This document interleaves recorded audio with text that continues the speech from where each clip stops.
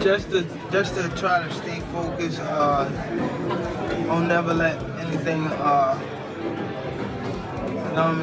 try to get you off your game plan. Maybe the devil or something. I'm really trying to. It's coming out publicly. So now, a lot of people have something to say. Will the fight still go on? I have no idea. You get what I'm saying? Lamont Roach, you might need to make contingency plans or whatever. It's like, even if you want to give Gervonta the benefit of the doubt and say that he's innocent, when you got track record of 4 or 5 DV cases, all proven guilty, bro, it gets Following his recent arrest, Gervonta Davis has finally broken his silence, emphasizing a renewed commitment to his boxing career. But with the highly anticipated Lamont Roach rematch now hanging in the balance, uncertainty looms large. While some argue that Davis's celebrity status makes him easy target for accusations, the consequences on his professional path are all too real. Though no decisions have been finalized, the rising tension surrounding his legal troubles casts a dark cloud over the bout, and if things escalate, fans may have to come to terms with the unthinkable the fight might never happen. Tank is on probation for that. So this will be a violation of his probation. But he's a celebrity. Nothing's going to happen. He's going to get a slap on the wrist. He has money and stuff like that. Now, the question I have is this. You know, what's going to happen with the Lamont Roach rematch? Will that fight still go on? Do you get what I'm saying?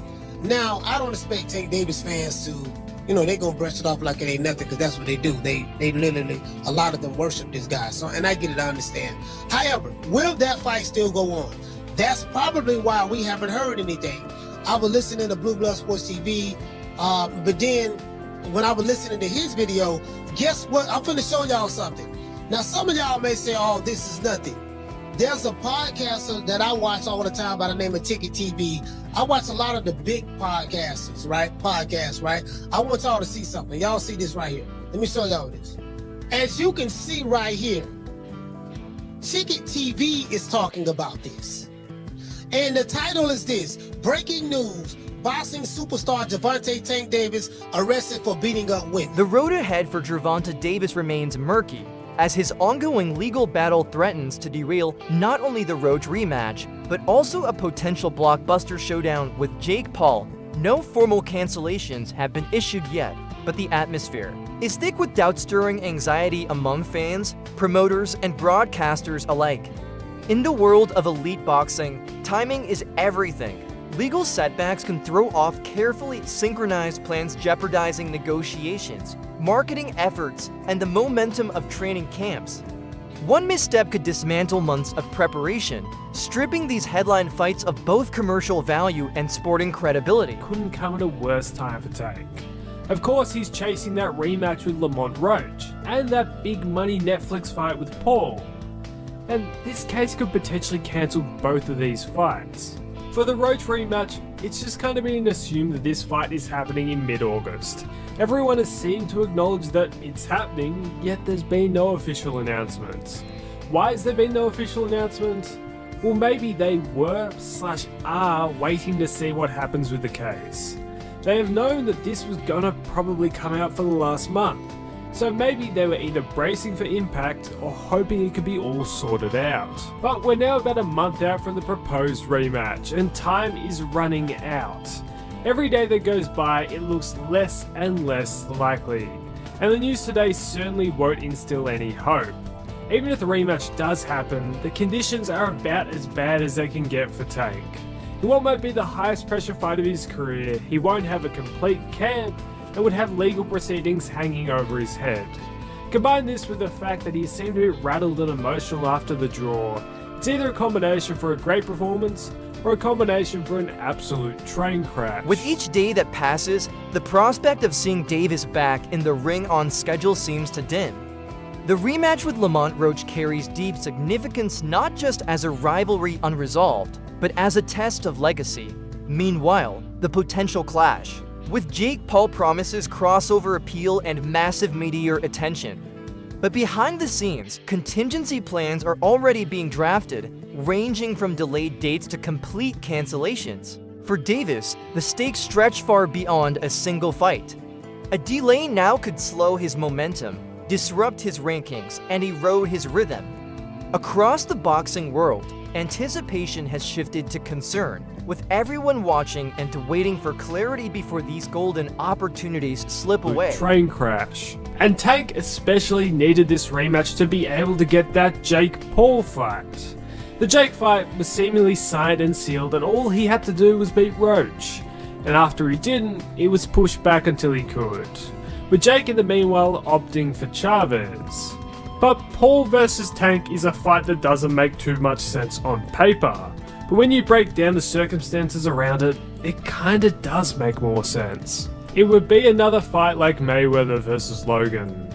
It's the biggest money fight and the biggest eye-drawing fight Tank can currently get. And for him, even with the size difference, he would probably see it as a pretty easy night's work. And with all this, before the news broke today, there was a rumour in about the last week going around that they might be potentially skipping the Roach rematch and going straight to Paul. I wouldn't be surprised if that's still somewhat in the plan. Before the controversy erupted, tensions were already simmering online between Gervonta Davis and Lamont Roach.